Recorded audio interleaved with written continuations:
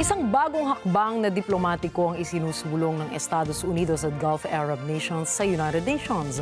Layunin ng resolusyon na tugunan ang sitwasyon sa Strait of Hormuz na pumipinsala sa pandaigdigang merkado. Chantel Santos para sa balita.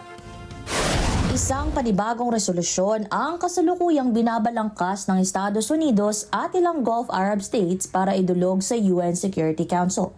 Kasama sa naturang resolusyon ang pagkondena sa pagharang ng Iran sa Strait of Hormuz.